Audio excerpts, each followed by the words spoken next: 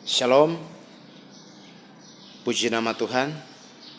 Kita patut mengucap syukur dan berterima kasih kepada Tuhan atas anugerah-Nya yang selalu sempurna dan nyata bagi setiap kita. Dalam kesempatan ini saya ingin menyampaikan beberapa hal menyangkut Gereja Kristen Setia Indonesia atau GKSI di Alor. Yang pertama, apa itu GKSI? Yang kedua, doktrin seperti apa yang dianut oleh Gereja Kristen Setia Indonesia. Dan yang ketiga, tata ibadah seperti apa yang dipakai oleh Gereja Kristen Setia Indonesia. Yang keempat, pemerintahan gereja seperti apa yang dipakai oleh Gereja Kristen Setia Indonesia. Baik, yang pertama, apa itu Gereja Kristen Setia Indonesia yang dimaksud dengan GKSI? Nah, GKSI atau Gereja Kristen Setia Indonesia adalah sebuah gereja Kristen Protestan yang sama dengan semua gereja-gereja Injili di seluruh dunia, atau sama juga dengan semua gereja-gereja aliran Pantekosta di seluruh dunia, atau sama dengan semua gereja aliran-aliran karismatik di seluruh dunia. Jadi kita sama, tidak ada bedanya. Kita semua percaya bahwa Yesus Kristus adalah Tuhan Allah dan Juru Selamat kita. Dan kita semua percaya bahwa Alkitab adalah firman Allah yang hidup. Jadi sama, tidak ada bedanya. Hanya perbedaannya di gereja GKSI adalah jemaat tidak bekerja untuk membayar gaji pendeta. Jadi di GKSI, pendeta bukan bos, pendeta bukan tuan. Tetapi pendeta adalah pelayan yang datang untuk melayani, bukan datang untuk memeras. Ya. Jadi itu yang pertama. Yang kedua, perbedaannya di GKSI adalah jemaat tidak diberi tanggungan dalam jumlah tertentu untuk pembangunan gedung gereja.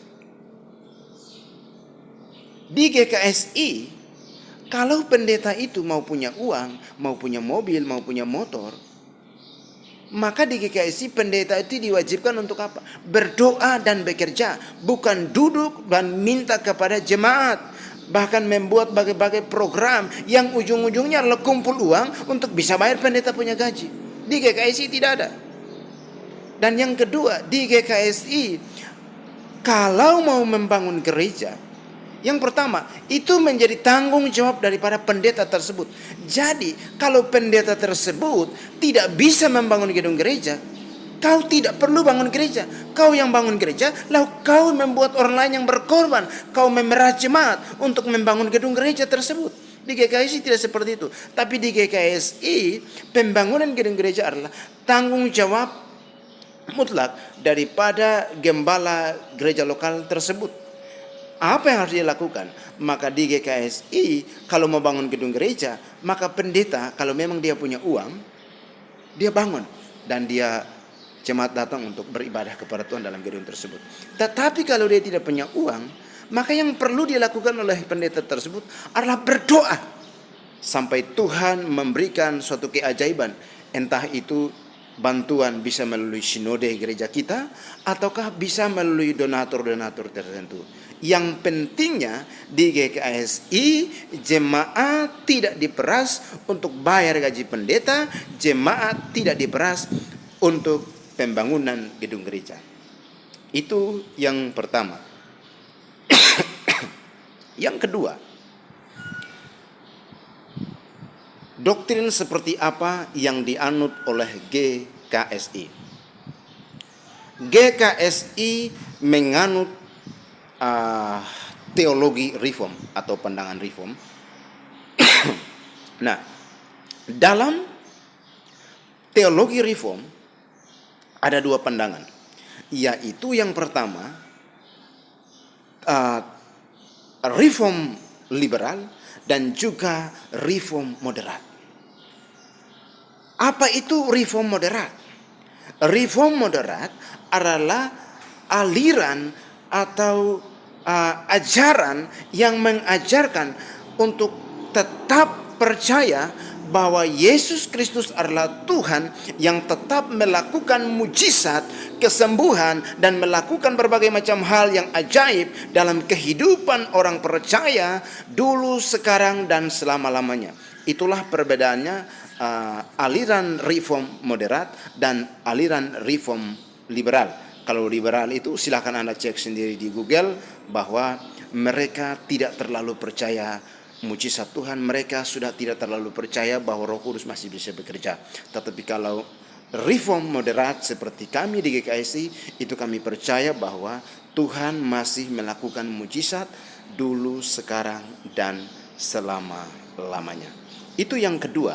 Yang ketiga, tata ibadah atau model ibadah seperti apa yang dianut oleh gereja GKSI atau Gereja Kristen Setia Indonesia. Dalam hal beribadah, kami menganut pandangan karismatik Injili atau Injili karismatik. Yang artinya apa? Secara tata gereja menggunakan dua tata cara beribadah atau dua liturgi. Yang pertama, liturgi seperti teman-teman kita di gereja-gereja Injili lainnya. Ya, liturgi yang tersusun, ya tertulis dan tersusun. Seperti ada nas pembimbing, ada berita anugerah, dan sebagainya. Nah, itu liturgi yang pertama. Tetapi liturgi yang kedua itu bebas, seperti di gereja-gereja karismatik. Bebas, tetapi teratur. Nah, dan sinode tidak memaksakan kepada gereja lokal untuk harus pakai liturgi tertentu. Itu semua kembali kepada gereja lokal. Jadi kalau gereja lokal tersebut dia mau pakai yang model liturgi yang pertama seperti tertulis dan teratur, itu juga boleh. Ataukah dia mau pakai seperti yang karismatik punya, yang bebas dan teratur, itu juga boleh. Yang pentingnya ibadahnya berjalan dengan bagus, teratur, memuliakan Tuhan, dan teratur. Itu.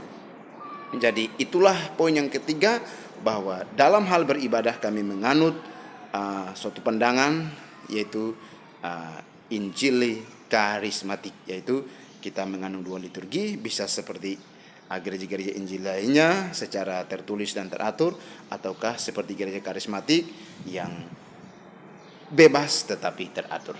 Yang keempat, sistem pemerintahan seperti apa yang dianut oleh Gereja Kristen Setia Indonesia. Sistem pemerintahan yang dianut oleh Gereja Kristen Setia Indonesia atau sistem pemerintahan gereja yang dipakai di Gereja Kristen Setia Indonesia adalah Presbyterian Sinodal. Apa itu Presbyterian Sinodal? Artinya apa? Sinode memberikan kewenangan yang seluas-luasnya kepada gembala atau pendeta gereja lokal tersebut. Untuk apa? Untuk mengatur pelayanannya, bagaimana caranya pelayanan bisa bertumbuh dan berkembang dan menjadi berkat. Nah, atau yang dimaksud dengan otonom, ya, atau yang dimaksud dengan otonom. Tetapi luar biasanya di gereja GKSI adalah sekalipun kita otonom, sinode memberikan kita kewenangan untuk kita bisa mengatur pelayanan kita sendiri. Tetapi sinode tidak membiarkan kita berjalan sendiri. Sinode tidak membiarkan kita berjuang sendiri. Tetapi sinode akan selalu hadir mendampingi kita, membackup kita untuk bagaimana kita bisa bertumbuh bersama. Jadi sinode akan selalu hadir mendampingi kita, akan selalu hadir membackup kita. Tetapi mereka tidak mengatur kita. Untuk hal urusan rumah tangga gereja, tetap kita yang atur. Nah, tetapi sinode hanya hadir untuk membantu kita, mendampingi kita untuk bagaimana kita bisa bertumbuh. Ya, itulah sedikit beberapa pesan yang saya sampaikan. Semoga ini menjadi masukan yang positif bagi kita untuk kita memiliki pandangan yang benar tentang Gereja Kristen Setia Indonesia. Tuhan memberkati.